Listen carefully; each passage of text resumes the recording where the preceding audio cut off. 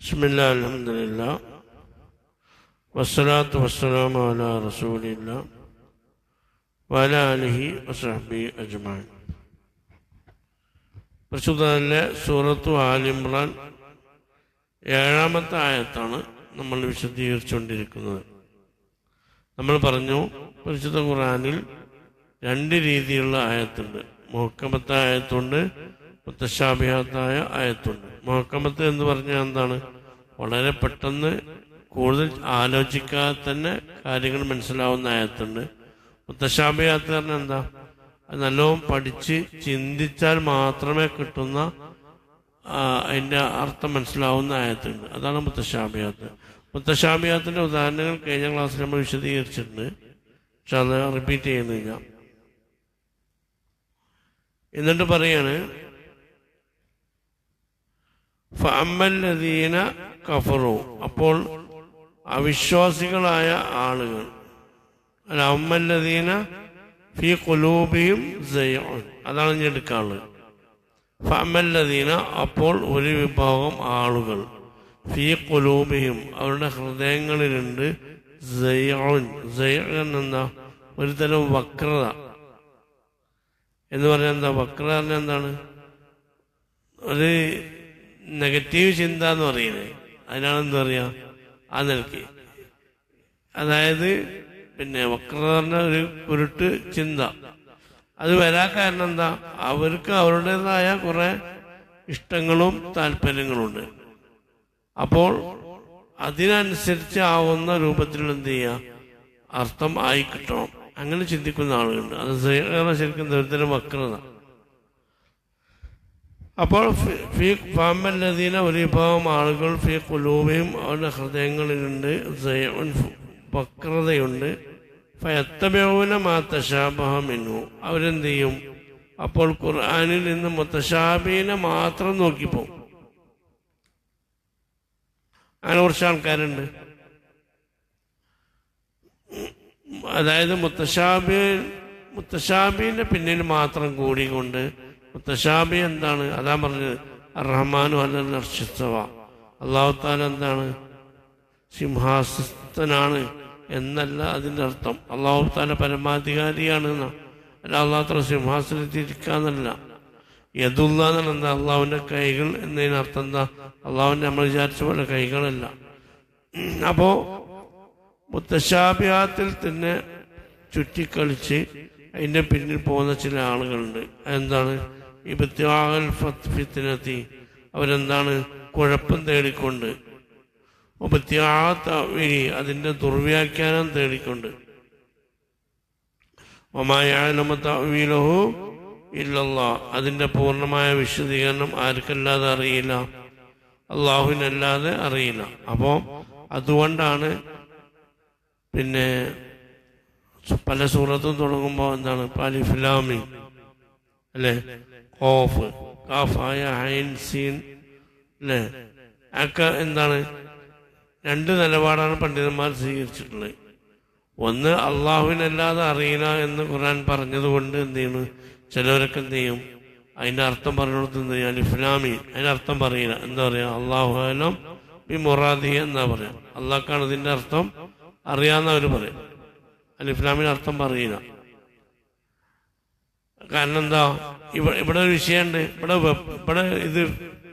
ഇവിടെ എൻഡിങ് ഉണ്ടോ എന്നുള്ളതാണ് പണ്ഡിതന്മാർക്കിടയിൽ ചർച്ച. എന്ന് പറഞ്ഞാൽ എന്താ? എങ്ങനെ? വമാ യഅലമു തഅ്വീലഹു ഇല്ലല്ലാഹ്, അതിന്റെ വിശദീകരണം, മുത്തശാബിന്റെ വിശദീകരണം. പ്രധാനമന്ത്രി അലിഫ് ലാം മീം, അത് മുത്തശാബിയാണ്. ഒരുപാട് സൂറത്ത് തുടങ്ങുന്നുണ്ട് അലിഫ് ലാം മീം അല്ലേ. അപ്പോ ഈ മുത്തശാബിന്റെ വിശദീകരണം, വമാ യഅലമു തഅ്വീലഹു ഇല്ലല്ലാഹ്, അതിന്റെ വിശദീകരണം അറിയുകയില്ല ഇല്ലല്ലാഹ്, ആർക്കല്ലാതെ? അള്ളാഹ്ക്കല്ലാതെ. അപ്പൊ അവിടെ വഖഫുണ്ട്, അവിടെ ഒരു എൻഡിങ് ആണ് എന്ന് പറയുന്ന ചില പണ്ഡിതന്മാരുണ്ട്. അപ്പൊ അവരുടെ വ്യാഖ്യാന പ്രകാരം എന്താ? മുത്തശാബീനൊന്നും എന്ത് ചെയ്യില്ല, അർത്ഥം പറയണ്ട ആവശ്യമില്ല, പറയണ്ട എന്നുള്ളതാണ്. അവരെന്ത് ചെയ്യും? അല്ലാഹു അഅലം എന്ന് പറയും. അപ്പോ അതേ സമയത്ത് അതിന്റെ ശേഷം പറയുന്ന പദം നോക്കൂ, വറാസിഖൂന ഫിൽ ഇൽമി, ഇൽമിൽ അങ്ങ് അഗാധമാത പാണ്ഡിത്യം. റാസിഖ് പറഞ്ഞാൽ എന്താ? ഉള്ളിലേക്ക് ഇറങ്ങിയ പാണ്ഡിത്യമുള്ള ആളുകൾക്കാണ് റാസിഖീങ്ങൾ എന്ന് പറയാം. അപ്പൊ ഇൽമിൽ അഗാധമായ പാണ്ഡിത്യമുള്ള ആളുകൾ യഖൂലൂന, അവർ പറയും ആമന്നാ ബിഹി, അതുകൊണ്ട് ഞങ്ങൾ വിശ്വസിച്ചു എന്ന് പറയും. അവിടെ നിങ്ങൾ നോക്കണം, വർ-റാസിഖൂന ഫിൽ ഇൽമിന്ന് എന്ത് ചെയ്യാണ്? വാവിട്ട പറഞ്ഞ്.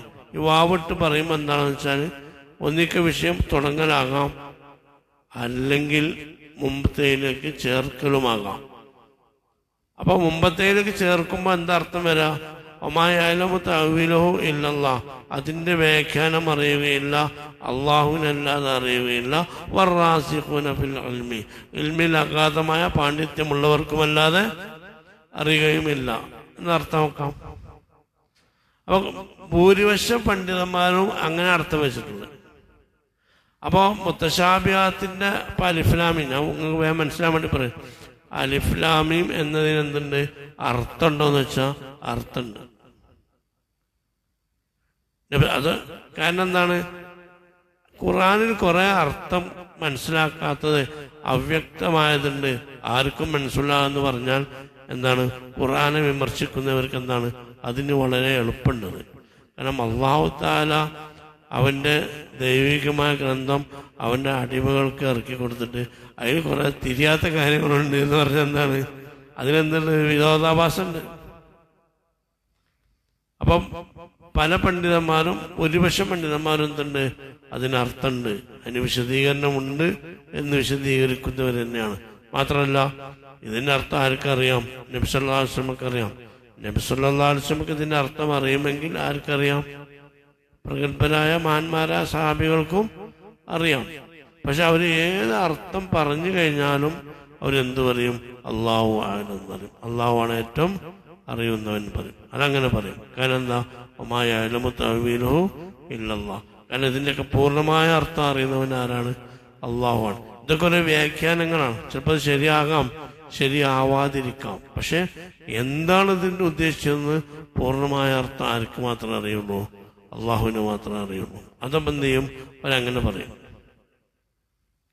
അതാ ഞാൻ പറഞ്ഞത്, ജിബ്രീൽ അലൈഹിസ്സലാം കാഫ് ആയ ഐൻ സ്വാദ് എന്ന് പറഞ്ഞപ്പോ കാഫ് എന്ന് പറയുമ്പോൾ തന്നെ നബി സല്ലല്ലാഹു അലൈഹി വസല്ലം എന്ന് പറഞ്ഞ് എനിക്ക് മനസ്സിലായി എന്ന് പറഞ്ഞു. ഐൻ എന്ന് പറഞ്ഞപ്പോൾ തന്നെ എനിക്ക് മനസ്സിലായി എന്ന് പറഞ്ഞു. ആര്? റസൂലുള്ളാഹി സ്വല്ലല്ലാഹു അലൈഹി വസല്ലം. അപ്പൊ ജിബ്രീൽ അലൈഹിസ്സലാം ചോദിച്ചു, നിങ്ങൾക്ക് എന്നെ അത് മനസ്സിലായി? എനിക്ക് മനസ്സിലായിട്ടില്ലല്ലോ എന്ന് ആരോട് പറഞ്ഞു? റസൂലുള്ളാഹി പറഞ്ഞു. അപ്പൊ ജിബ്രീൽ മനസ്സിലായിട്ടില്ലെങ്കിൽ ആർക്ക് മനസ്സിലായിട്ടുണ്ട്? റസൂലുള്ളാഹിക്ക് മനസ്സിലായി. അപ്പൊ അതിനൊക്കെ എന്തുണ്ട്? അർത്ഥങ്ങളും വ്യാഖ്യാനങ്ങളുണ്ട്. അത് അള്ളാഹുവിന് അപാരമായ പാണ്ഡിത്യം ലഭിച്ചവർക്ക് അറിയാൻ കഴിയും. അവരുടെ അർത്ഥം വെച്ചുകൊണ്ട് എന്ത് ചെയ്യാം? മറ്റുള്ളവർക്ക് അത് മനസ്സിലാക്കുകയും ചെയ്യാം. അല്ലാതെ നമുക്ക് തോന്നിയ മാതിരി നമ്മൾ എന്ത് ചെയ്യും? അതിനൊക്കെ അർത്ഥത്തിലേക്ക് പോയാൽ ചിലപ്പോൾ എന്തുണ്ടാവും? അത് ഫിത്നയും നാശത്തിലേക്ക് വരാൻ ചാൻസ് ഉണ്ട്. അള്ളാഹു തആല നമ്മളെ കാക്കട്ടെ. അപ്പൊ എല്ലാത്തിനും പരിശുദ്ധ ഖുർആനിന്റെ, പരിശുദ്ധ ദീനിന്റെ എല്ലാത്തിനും എന്തുണ്ട്? ഹിക്മത്തുണ്ട്. ആ ഹിക്മത്ത് ചിലവർക്ക് അറിയാം, ചിലർക്ക് അറിയില്ല, അത്രേ ഉള്ളൂ. ഒന്നും അല്ലാഹു തആല ഹിക്മത്തില്ലാതെ ചെയ്തിട്ടില്ല. ഈ ദുന്യാവ് കുറഞ്ഞ കാലമാണ്. എന്തുകൊണ്ടാണ് കുറച്ച് കാലമാക്കിയത്? അതിന് ഹിക്മത്തുണ്ട്. പാരത്രിക ലോകത്തിന്റെ ടൈം, ലോകാവസാനത്തിന്റെ ടൈം, അതിലൊക്കെ എന്തുണ്ട്? ഒരു ഹിക്മത്തുണ്ട്. നോമ്പ് എന്തിനാണ്? നോമ്പിന് എന്താണ് ഹിക്മത്ത്? എന്താണ്? എന്തുകൊണ്ടാണ് റമദാനിലാക്കിയത്? അതുപോലെ റക്കാത്തുകൾ, സുബഹിക്ക് എന്താ 2 റക്കാത്ത്, ലോഹർക്ക് എന്താ 4 റക്കാത്ത്, മഗ്‌രിബിക്ക് എന്താ 3. അതിനൊക്കെ എന്തുണ്ട്? ഓരോ ഹിക്മത്തുകൾ ഉണ്ട്. അപ്പോൾ സാധാരണ ആളുകൾ എന്താണ്? അതിന്റെ ഹിക്മത്ത് അറിയാത്തതുകൊണ്ട് എന്ത് ചെയ്യും? അല്ലാഹു എന്നറിയും. എന്നാൽ ഇൽമിൽ അഗാധമായ പണ്ഡിതരുള്ളവർക്ക് അതിന്റെ ഹിക്മത്ത് അറിയാൻ ചിലപ്പോൾ എന്താവും? സാധിക്കുമെന്നാണ് ഈ ആയത്തോട് മനസ്സിലാക്കുന്നത്. റാസിഖീങ്ങൾ അല്ലെങ്കിൽ എന്താവും? അതിനൊക്കെ എന്താണ്? അഗാധമായ പാണ്ഡിത്യൻ എന്ന് പറയുന്ന പരിധിയിൽ വരുന്നവരാണെങ്കിൽ ചിലപ്പോൾ അതിന് പദാർത്ഥാണ് വെക്കുക. ഖുർആനിൽ പദാനുപദ അർത്ഥം വെച്ചാൽ പലയിടത്തും എന്താവും? മിസ്റ്റേക്ക് വരാനുണ്ട്, ചാൻസ് ഉണ്ട്. എന്തിനാണ് പരിശുദ്ധ ഖുർആനിൽ ഇങ്ങനെ ചില സംഗതികൾ വളരെ പഠന വിധേയമാക്കേണ്ടതും ചില സംഗതികൾ വളരെ പെട്ടെന്ന് മനസ്സിലാവുന്നതുമായ മുത്തശാബിഹാത്തായ ആയത്തുകൾ എന്തിനാണ് ഖുർആനിൽ ഇറങ്ങിയത് എന്ന് പറഞ്ഞാൽ ഒന്ന് മനുഷ്യനെ പരീക്ഷിക്കാൻ വേണ്ടിയിട്ടാണ്. അപ്പൊ ചില ആളെന്ത് ചെയ്യും, ഈ മുത്തശാബിഹാത്തിൽ കൂടിയിട്ട് എന്ത് ചെയ്യും, വെറുതെ എന്ത് ചെയ്യും, വ്യാഖ്യാനങ്ങൾ തേടിക്കൊണ്ട് പിന്നെ അതിന്റെ പിന്നിൽ പോകും. ശരിക്കും മുത്തശാബിഹാത്ത് എന്താണ്, ഒരു പരീക്ഷണമാണ്. അത് നല്ല രീതിയിൽ അതിനെ സമീപിച്ചിട്ടില്ലെങ്കിൽ എന്ത് ചെയ്യും, മനുഷ്യൻ അപകടത്തിൽപ്പെടാൻ ചാൻസ് ഉണ്ട്. രണ്ട്, ചിന്തിപ്പിക്കാൻ വേണ്ടിയിട്ടാണ്. എല്ലാം എളുപ്പമായ എന്തെയ്യില്ല, മനുഷ്യൻ ആയത്തിലുള്ള ചിന്താശേഷി അവിടെ ഉണ്ടാവില്ല. എല്ലാം വളരെ എളുപ്പമായ പിന്നെ അങ്ങനെ ചിന്താശേഷി ഉണ്ടാവില്ലല്ലോ. അപ്പൊ മനുഷ്യൻ ആയത്തിൽ ചിന്തിക്കാൻ എന്ത് വേണം, മുത്തശാബിഹാത്തുകൾ അവിടെ വേണം. 3, അറിവ് വർദ്ധിപ്പിക്കാൻ വേണ്ടിയിട്ടാണ്. എത്ര വിശദീകരിച്ചാൽ അതിൻ്റെ അപ്പുറം എന്തുണ്ട്, അതിന് വിശദീകരണം ഉണ്ട് എന്ന് ചിന്തിച്ച് മനുഷ്യൻ പഠിക്കുമ്പോൾ മനുഷ്യന്റെ അറിവ് അതിനേക്കുള്ള അവന്റെ ആഗ്രഹം ജനിപ്പിക്കാനും വർദ്ധിപ്പിക്കാനും എന്ത് വേണം, മുത്തശാബിഹാത്ത് വേണം. അല്ലെങ്കിൽ ഒരേ അർത്ഥത്തിലേക്കും എന്താണ്, അത് മാത്രമേ ഉണ്ടാവുള്ളൂ. അപ്പോൾ എന്തില്ല, ആലിമും ജാഹിലും തമ്മിൽ എന്തുണ്ടാവില്ല, വ്യത്യാസമുണ്ട്. ഇതെല്ലാവർക്കും അറിയുന്ന അവസ്ഥ തന്നെ. ഇത് വിവരമുള്ള ആളുകൾക്ക് അറിയണം. അപ്പൊ വിവരത്തിന് എന്തുണ്ട്, ഇതിന് പ്രസക്തി ഉണ്ട്, അറിവിന് പ്രസക്തി ഉണ്ട്. അപ്പൊ വിവരമുള്ള ആളുകൾക്ക് ഇത് അറിയൂ എന്ന് മനസ്സിലാക്കുമ്പോൾ വിവരമുള്ള ആളുകൾ എന്ന് പറഞ്ഞാൽ അവരെ മെനക്കെട്ട് അധ്വാനിച്ച് പഠിക്കുന്നവരാണ്. അപ്പൊ അവർക്ക് അതിന്റെ ബെനിഫിറ്റ് ഉണ്ടാവും. അപ്പോ അതാണ് ഒരു സംഗതി. മറ്റൊരു സംഗതി എന്താണ്, മനുഷ്യനെ സംബന്ധിച്ചിടത്തോളം ഒരു വിനയം ഉണ്ടാക്കാനും കൂടിയാണ്. എല്ലാം നമുക്കറിയും എന്നുള്ള തോന്നല് ഒരു മനുഷ്യനുണ്ടാകാൻ പാടില്ല. കാരണം എന്താണ്, മുത്തശാബിഹാത്തിൽ തന്നെ മനുഷ്യനെന്താണ്, പരിപൂർണമായി അറിയാൻ എന്നില്ല, കഴിയണില്ല. അപ്പൊ എന്താണ്, മനുഷ്യനെപ്പോഴും എന്താണ്, ഇൽമിന്റെ കാര്യത്തിൽ എന്തുണ്ട്, ഒരു പരിധിയുണ്ട്. ഞാൻ പറഞ്ഞു, ലക്ഷക്കണക്കിന് ഹദീസുകൾ പഠിച്ച ആളാണ് മഹാനായ ഇമാം ഷാഫി. 10 ലക്ഷം ഹദീസൊക്കെ പഠിച്ചിട്ടുണ്ട് എന്ന് പറയുന്നുണ്ട്. അതിന് പുറമെ ഖുർആൻ മനപ്പാടാക്കിയിട്ടുണ്ട്, ഒരുപാട് ഇൽമുണ്ട്. എന്നിട്ടും ഷാഫി ഇമാം എന്താ പറഞ്ഞ്, വളരെ അല്പ ഇൽമ മാത്രമാണ് എനിക്ക് കിട്ടിയത്. എൻ്റെ മുമ്പിലുള്ള ഈ മൂക്കിന്റെ തല വരെ എനിക്ക് കിട്ടിയിട്ടുള്ളൂ എന്നാണ്. ബാക്കിയുള്ള പ്രപഞ്ചം മുഴുവൻ എന്താണ്, എനിക്ക് കിട്ടാനുള്ളതാണ്. അപ്പൊ മനുഷ്യന്റെ ഇൽമ് എത്ര എത്തിയാലും എന്താണ്, വളരെ വളരെ നിസ്സാരമാണ് എന്ന് മനുഷ്യനെ ബോധ്യപ്പെടുത്താൻ വേണ്ടിയിട്ടാണ്. അപ്പൊ മനുഷ്യന്റെ എന്തുണ്ട്, മനുഷ്യന് വിലയ ഉണ്ടാക്കാനും കൂടിയാണ് മുത്തശാബിഹാത്തുകൾ അല്ലാഹു തആല ഖുർആനിൽ അവതരിപ്പിച്ചത്. യഖൂലൂന, റാസിഖീങ്ങളായ ഇൽമിൽ അഗാധമായ പാണ്ഡിത്യമുള്ളവർ പറയും, ആമന്നാ ബിഹി, അതുകൊണ്ട് ഞങ്ങൾ വിശ്വസിച്ചിട്ടുണ്ട് എന്ന് പറയും.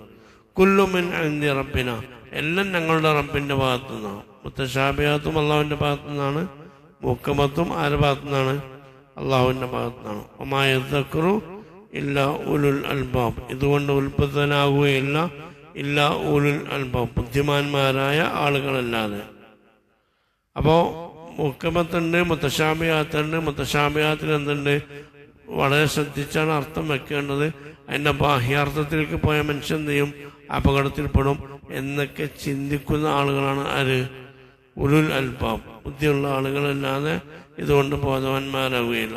അല്ലാത്തവരെന്താണ്, ഖുർആന്റെ ഡിക്ഷണറി ഒക്കെയാണ് എന്ത് ചെയ്യും, അതിനർത്ഥങ്ങൾ വെച്ച് കാണുന്ന ചെയ്യും, അവസാനം അപകടത്തിലേക്ക് പോകാൻ ചാൻസ് ഉണ്ട്. അല്ലാഹു തആല നമ്മളെ കാക്കട്ടെ. ഇനി അടുത്ത ആയത്ത് വളരെ പ്രസക്തമായ ആയത്താണ്, അത് നോക്കാം. 7-ാമത്തെ ആയത്ത്. റബ്ബന, ഞങ്ങളുടെ രക്ഷിതാവേ, ലാ തുസിഅ്, നീ നീക്കിക്കളയല്ലേ, ഖുലൂബന, ഞങ്ങളുടെ ഹൃദയത്തെ, ബഅദ ഇദ് ഹദൈതന, നീ ഞങ്ങൾക്ക് ഹിദായത്ത് നൽകിയ ശേഷം.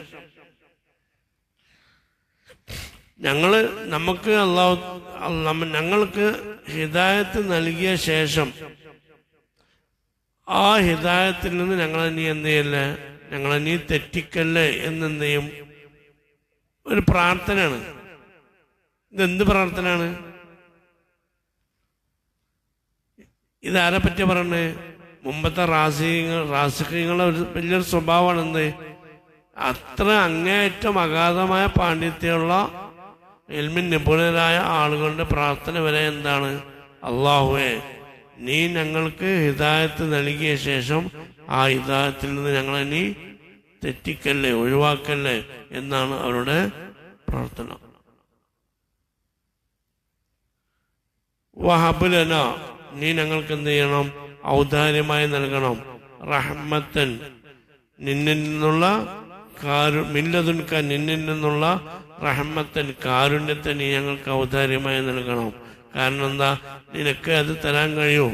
ഇന്നക്ക, തീർച്ചയായിട്ടും നീ, അന്ത, നീ മാത്രം, നീ തന്നെ. അവിടെ തക്കീതാണ്.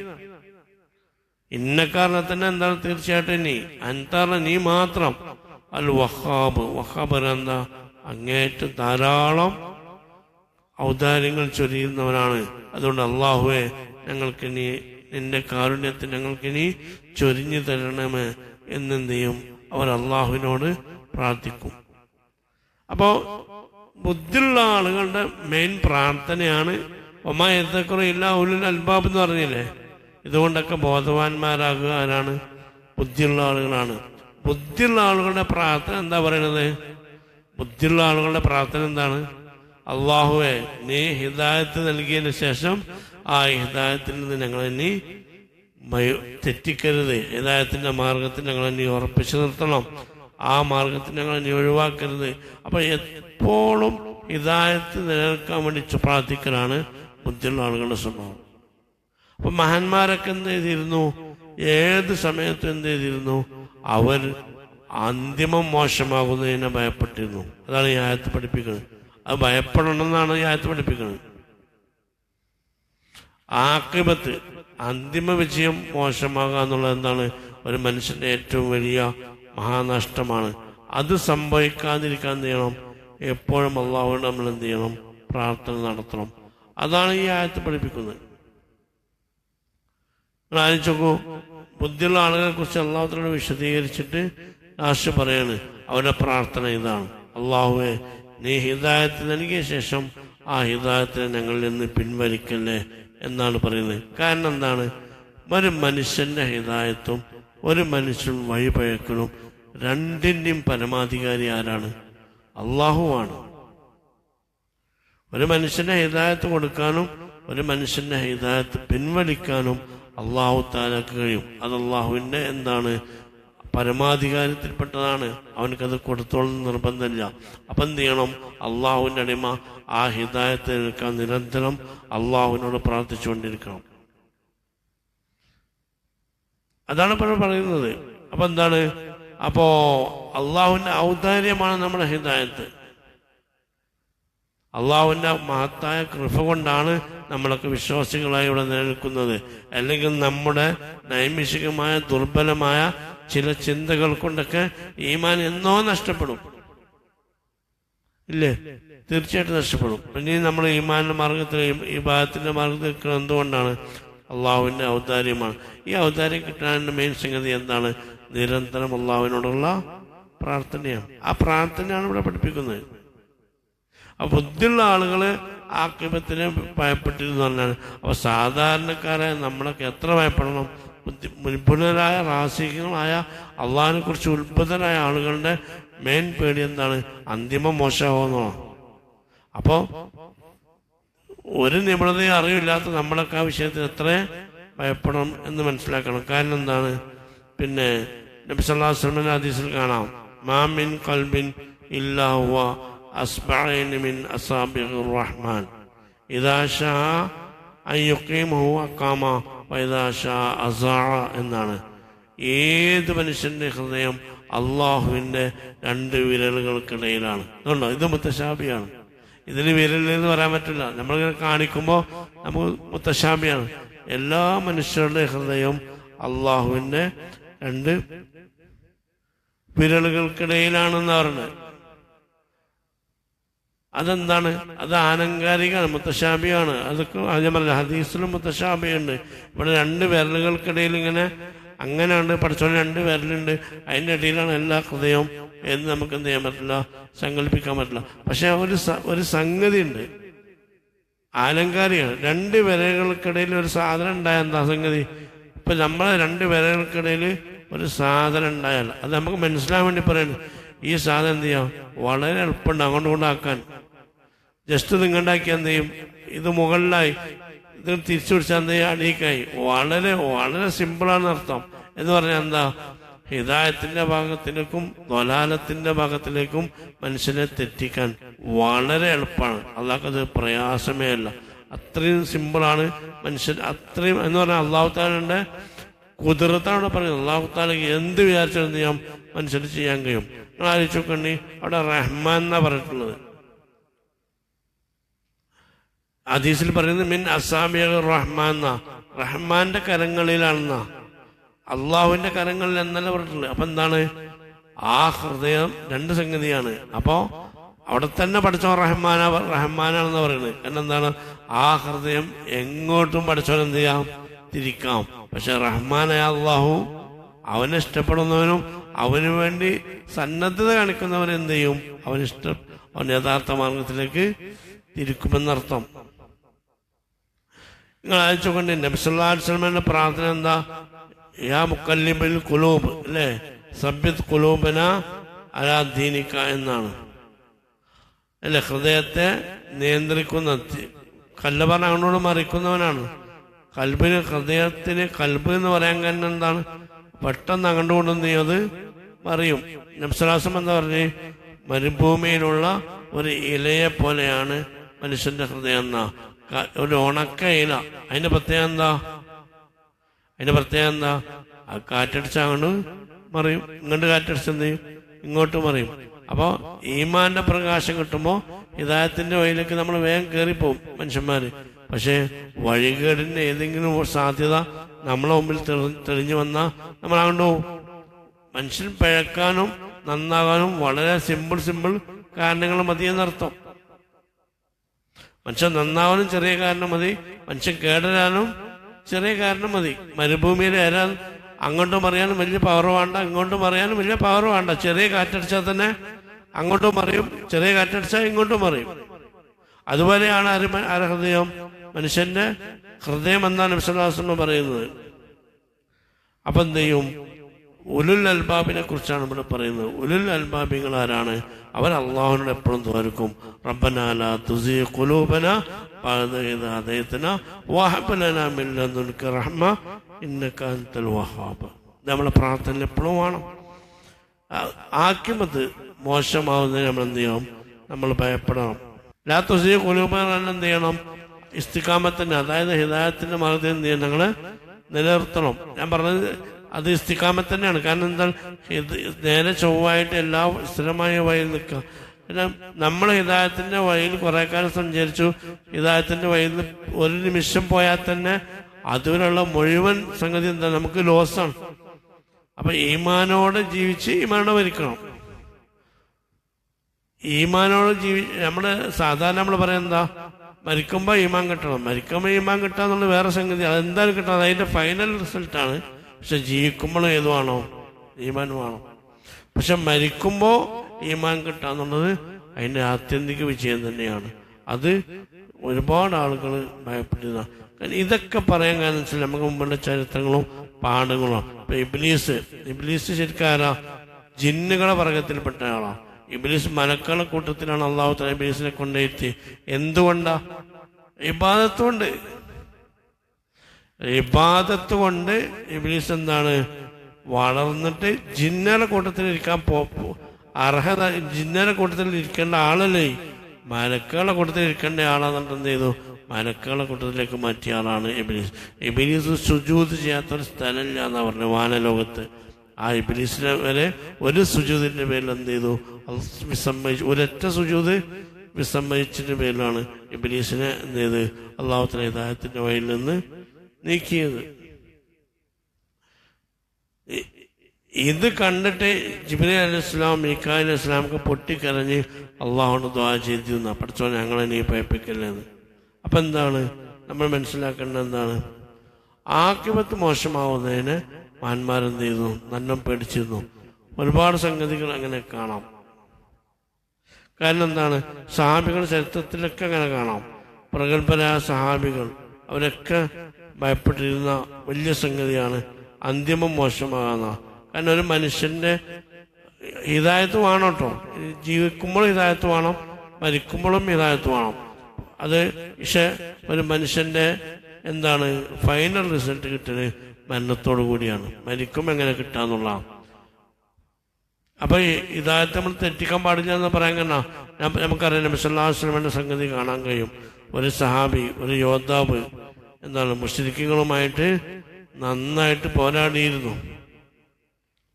റസൂലുള്ളാഹി സഹാബികൾ അദ്ദേഹത്തിൻ്റെ പോരാട്ടത്തിൽ ഭയങ്കര അതിശയിച്ചിരുന്നു. എന്നിട്ട് ചില സഹാബികൾ പറഞ്ഞു, ഇന്നത്തെ യുദ്ധത്തിൻ്റെ മുഴുവൻ മുഴുവൻ ബെനിഫിറ്റും ആ സഹാബിയാണ് കൊണ്ടുപോയത് എന്ന് സഹാബികൾ അദ്ദേഹത്തെക്കുറിച്ച്, ആ ചെറുപ്പക്കാരനെ കുറിച്ച് വിലയിരുത്തുണ്ടായി.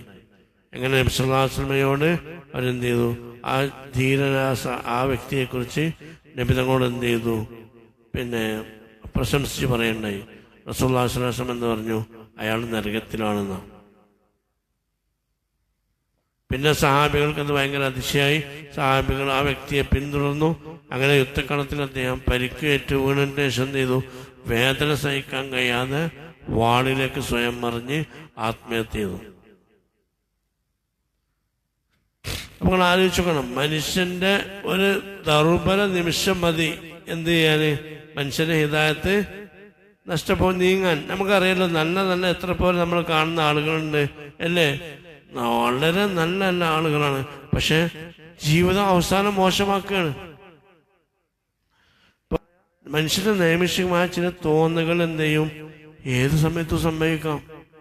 അപ്പൊ ഇത് നമുക്ക് നിലനിൽക്കാൻ നമ്മൾ എന്ത് ചെയ്യണം, അള്ളാഹുവിന്റെ നിരന്തരം ദുആ ചെയ്യണം. അതാണ് ഏറ്റവും ബുദ്ധിമാന്മാർ ചെയ്യുന്നത്. അപ്പൊ ഈ സഹാബികളൊക്കെ ഇതൊക്കെ എല്ലാം ചെയ്തിരുന്നു. മഹാനോ ഇബ്നു മസ്ഊദ് റളിയല്ലാഹു അൻഹു പ്രഗൽഭന സഹാബിയാണ് അല്ലേ. ഇബ്നു മസ്ഊദ് റളിയല്ലാഹു അൻഹു ആരാ, പരിശുദ്ധ ഖുർആൻ റസൂലുള്ളാഹിന്റെ എല്ലാ പ്രാവശ്യം ജിബ്രീൽ അലൈഹിസ്സലാം ഓതി കേൾക്കുമ്പോൾ ആ കൂട്ടത്തിൽ ഇബ്നു മസ്ഊദ് ഉണ്ടായിരുന്നു. അവസാനത്തെ 2 പ്രാവശ്യം ഓതിയ സമയത്ത് റസൂലുള്ളാഹിന്റെ കൂടെ ജിബ്രീൽ ഓതി കേൾപ്പിക്കും, റസൂൽ തിരിച്ച് ഓതിപ്പിച്ചു കൊടുക്കും. ആ സമയത്ത് അവിടെ സാക്ഷ്യം വഹിച്ച ആളാണ് ഇബ്നു മസ്ഊദ് റളിയല്ലാഹു അൻഹു. മരിക്കാൻ നേരത്തെ ഇങ്ങനെ കരയുന്നുണ്ട്. അപ്പോൾ ഉസ്മാൻ റളിയല്ലാഹു അൻഹു വന്ന് ചോദിച്ചു, എന്തിനാ ഇബ്നു മസ്ഊദ് നിങ്ങൾ കരയുന്നത്, നിങ്ങൾക്ക് എന്തെങ്കിലും ആവശ്യമുണ്ടോ? അപ്പോൾ ഇവര് എന്താണ്, ഇബ്നു മസ്ഊദിനൊക്കെ പെൺകുട്ടികളാണ്. അപ്പോൾ കുട്ടികളുടെ കാര്യം ആലോചിച്ചിട്ടാണ്. അപ്പോൾ ആ കുട്ടികളുടെ കാര്യമൊക്കെ ഞങ്ങൾ നോക്കാം എന്നവർ പറഞ്ഞു. അപ്പോൾ ഇബ്നു മസ്ഊദ് പറഞ്ഞു, അതൊന്നും എനിക്ക് പ്രശ്നമില്ല, അവർ നിങ്ങൾ നോക്കിയില്ലെങ്കിലും അവർക്ക് എങ്ങനെ ജീവിക്കേണ്ടതെന്നുള്ള പരിശുദ്ധ ഖുർആനിന്റെ സൂറത്തെ അവർക്ക് പഠിപ്പിച്ചു കൊടുത്തിട്ടുണ്ട്. എൻ്റെ പ്രശ്നം അതൊന്നുമല്ല, എൻ്റെ പ്രശ്നം എൻ്റെ തെറ്റുകളാണ്. ഞാൻ ഈ തെറ്റുകളായിട്ട് മരിച്ചുപോയാൽ എൻ്റെ അവസ്ഥ എന്തായിരിക്കും? ആര് പറയണേ? ഇബ്നു മസ്ഊദ് പറയാണ്. നബി സല്ലല്ലാഹു അലൈഹി വസല്ലം എന്താ പറഞ്ഞ്, ഖുർആൻ ഫ്രഷായിട്ട് അവതരിപ്പിച്ച പോലെ നിങ്ങൾക്ക് ഓതണമെങ്കിൽ ഇബ്നു മസ്ഊദിന്റെ ഓത്തേട്ടാ മതി പറഞ്ഞേ. ഉമർ റളിയല്ലാഹു അൻഹു ആരാ? ഉമർ റളിയല്ലാഹു അൻഹു ഉമർ ഖത്താബ് റളിയല്ലാഹു അൻഹു ശത്രുവിന്റെ വെട്ടേറ്റ് അവിടെ കിടക്കാണ്, സക്രാത്തിന്റെ ഹാലിലാണ്. ആ സമയത്ത് ആര് വന്നു? ഇബ്നു അബ്ബാസ് റളിയല്ലാഹു അൻഹു പറഞ്ഞു, ഉമറെ നിങ്ങൾ എന്താണ്, നിങ്ങൾ ഒരിക്കലും ഭയപ്പെടേണ്ട ആവശ്യമില്ല. കാരണം നിങ്ങൾ എന്താണ്, നിങ്ങളെ കൊണ്ട് ദീൻ ശക്തമായിട്ടുണ്ട്. അങ്ങനെ ഉമർലാനെ കുറെ മദ്ഹുകൾ പറഞ്ഞു. അപ്പൊ ഉമർലാന് പറഞ്ഞെന്താ നിങ്ങളെപ്പോലെയുള്ള വാക്കുകളിൽ പെടുന്നവരാണ് ചിലപ്പോൾ ചതിയിൽപ്പെടാം. സമാധാനിക്കാണ് പറഞ്ഞാണ്. എന്നിട്ട് ഞാൻ ഏതവസ്ഥയിലാണ് മരിക്കുക എന്നുള്ള ആ ഭയമാണ് ഉമർലാനോടെ പ്രകടിപ്പിച്ചത്. ഇതേ ഭയം സിദ്ദീഖുണ്ടായിരുന്നു. ഞാൻ ഒരു കിതാബ് നോക്കിയപ്പോൾ, സുഉൽ ഖാത്തിമ കിതാബ് നോക്കിയപ്പോൾ അന്തിമം മോശമാവുന്നതിനെ കുറിച്ച് സഹാബികളുടെ ഭയങ്ങൾ അവിടെ ഒരുപാടുണ്ടായിരുന്നു. അപ്പൊ നമ്മൾ എന്ത് ചെയ്യണം, നമ്മളെ ആക്കിപത്ത് മോശമാകുന്നതിന് അള്ളാഹുവോട് എപ്പോഴും കാവൽ ചോദിക്കണം. അള്ളാഹു നമ്മളെ കാക്കട്ടെ. അതാണ് ഈ ആയത്തിലൂടെ പഠിപ്പിക്കുന്നത്. ബുദ്ധിമാന്മാരെ കുറിച്ച് പറഞ്ഞിട്ട് അള്ളാഹു തആല പ്രാർത്ഥനയെ കുറിച്ച് പറയാണ്. അപ്പൊ ആക്കിപത്ത് മോശമാകുന്ന തൊട്ട് നമ്മൾ എന്ത് ചെയ്യണം, അള്ളാഹുവിനോട് കാവൽ ചോദിക്കണം. ഹിദായത്തിന്റെ ഒരു നിമിഷം പോലെ ഹിദായത്ത് നമ്മളെ ഹൃദയത്തിന് പോകരുത്. അതാണ് ഇതുകൊണ്ട് ഉദ്ദേശിക്കുന്നത്. അങ്ങനെ അഭിനന്ദവും നമ്മൾ എങ്ങനെയാണ് ജീവിച്ചു അങ്ങനെയാണ് നമ്മൾ മരിക്കുക. അള്ളാഹു തആല നല്ല അവസ്ഥയിൽ മരിക്കാൻ നമുക്ക് തൗഫീഖ് ചെയ്യട്ടെ. അതാ പറയുന്നത്, അവസാന ആളാവുമ്പോൾ എന്താണ് ഹിദായത്ത് നഷ്ടപ്പെടാൻ സാധ്യത വളരെ കൂടുതലാണ്. കാരണം നബി സല്ലല്ലാഹു അലൈഹി വസല്ലം പറഞ്ഞത്, രാവിലെ മുഅ്മിനായവൻ വൈകുന്നേരം അവിശ്വാസിയാവുന്നതാണ്. ഇപ്പോൾ ഹിദായത്തിന്റെ വർഗത്ത് മാത്രം പണിയൊന്നുമില്ല. 70 കൊല്ലൊക്കെ 50 60 കൊല്ലൊക്കെ മുഅ്മിനായി ജീവിച്ചാൽ ചിലപ്പോൾ ഒരു സ്പീച്ച് കേട്ടാൽ തന്നെ എന്ത് ചെയ്യാണ്, നിരീശ്വരവാദിയാവാണ്. അപ്പൊ രാവിലെ വിശ്വാസിയാവൻ വൈകുന്നേരം എന്ത് ചെയ്യും? അവിശ്വാസിയാവുന്ന അവസാന നാൾ വരുന്ന. അപ്പോൾ വളരെ പെട്ടെന്ന് എന്ത് ചെയ്യും? വിശ്വാസത്തിന് വ്യതിചലിക്കാനുള്ള സാധ്യതകൾ അവസാന കാലത്ത് കൂടുതലാണ്. അള്ളാഹു തആല നമ്മളെ കാക്കട്ടെ. നമ്മൾ പറഞ്ഞു കേട്ടല്ലോ, അള്ളാഹു തആല സ്വാലിഹ് അമലൊക്കെ സ്വീകരിക്കട്ടെ. അള്ളാഹു തആല കബൂൽ